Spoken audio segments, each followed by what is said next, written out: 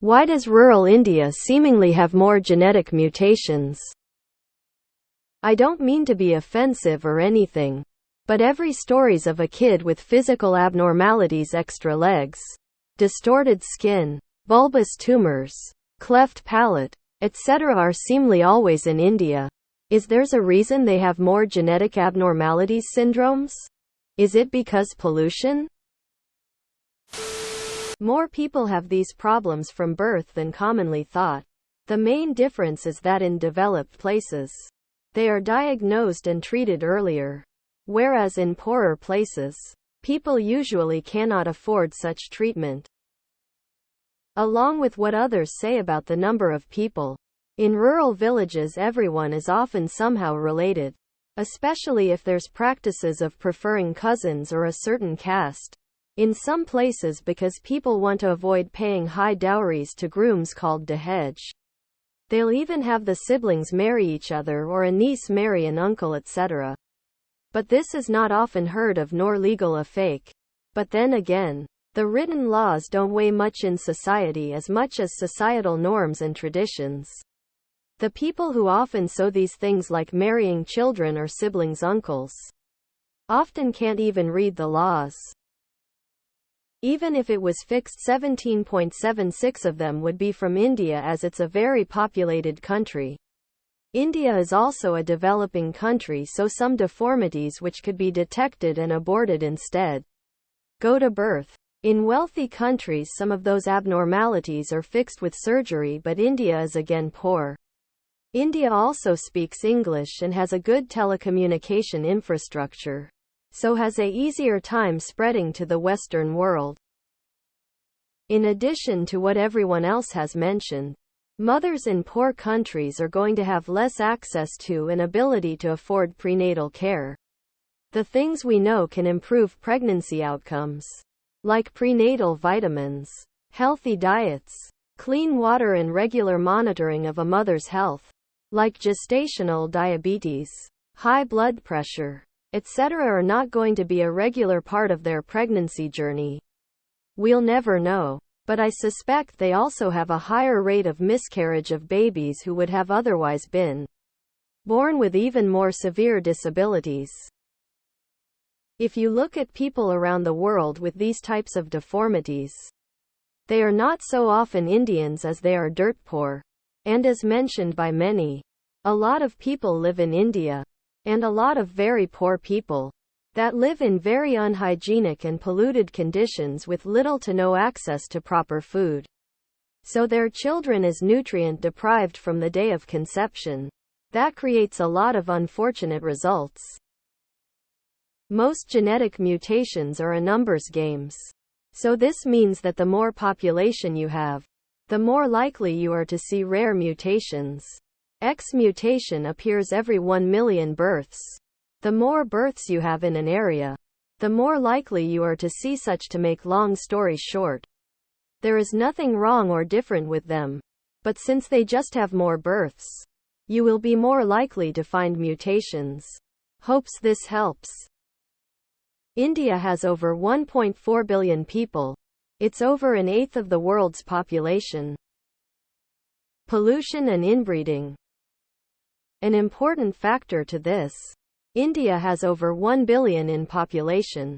That means if everything was equal, 1/8 people with deformities are Indian. Since 1/8 of the world is Indian. Same with China. Shitload of people. Pollution, exposure to teratogens, and lack of access to healthcare, meaning that issues persist for longer than they might otherwise. For example, tumors can be removed if someone can pay for and access a doctor.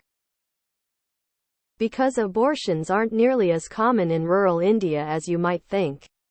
In most relatively well-off places such as most of urban India, any mutation or anomaly is detected, and more often than not the pregnancy is terminated, so you don't see as many mutations. This isn't limited to India, but anywhere in the world where poverty and or lack of knowledge or lack of better healthcare is a problem. There are over 1 billion people in India, and much of the country lacks adequate access to healthcare. Combine that with English being a common language there, so it's easy for English language media to cover. And you're gonna get a lot of stories about medical abnormalities. Poverty, lack of societal security, pollution and incest. There is a lot of toxic waste and pollution dumped in these poor areas. Plus there is not much in the way of healthcare and scans, so they don't get picked up pre-birth. Some cultures around the world practice first cousin marriage. While a single first cousin marriage is barely different from an unrelated marriage from a genetic standpoint, repeating it every generation will increase the risk of birth defects over time. Malnutrition during pregnancy can also cause birth defects, which those from malnutrition, like lack of vitamin B12, are not genetic. Inbreeding, lack of prenatal care, and an astounding level of environmental contamination. It's a numbers game. Then add to access to medical care. Someone from the West would have had the issue fixed, managed as soon as it emerged. So there will be less gigantic tumors, etc. And honestly also a language access to internet thing. China also has a huge number of people. But we hear Kes from there. I think this might partly have to do with China's government not allowing access. My great-uncle was a schoolteacher in the hollers of Kentucky. Very rural. After 20 years, he moved another state to the suburbs. He said all his students were looking like the Habsburgs. He just had to get out of there. Studies show that approx 60 of all newborn in Pakistan comes from a relationship where they share grandparents. So I am pretty sure it's similar in India. They have a shitload of people, so statistically there will be a lot of abnormalities. India has a massive rural population that also has low access to healthcare. These create more deformities and diseases. From what I know, in close communities, more people are related to each other, which leads to recessive mutation genes not going away. Also, cousin marriage has an effect on this, since mutations are more likely to occur within the same family. And when family marries to each other, those genes replicate.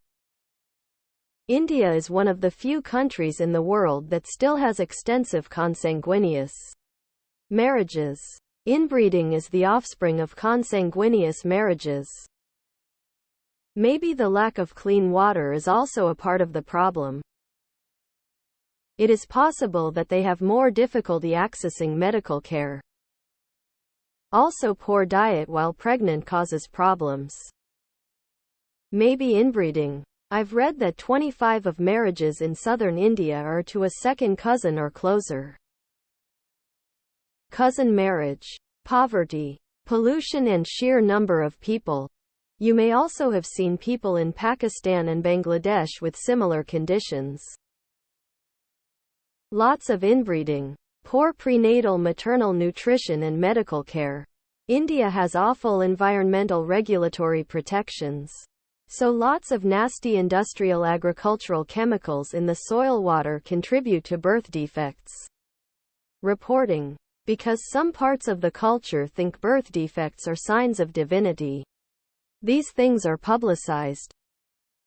Blunt answer: incest. India and Pakistan have a massive taboized problem with, well, cousin fucking. Because kids in the USA generally get those deformities treated in their first year. Cleft lip and palate is associated with maternal vitamin B deficiency. I always wondered why the special needs classes in my country were so noticeably skewed with a lot more immigrants than native Norwegians. Until cousin marriages dawned on me. I don't know specifically about India, but if cousin marriages are abundant over there, that might be part of the problem. You can split it in two. Poor healthcare and the habit of marrying their cousins both are good ways to have messed up kids. Also, they are the most populated country in the world. You will most likely see more birth issues with a country with higher birth rates.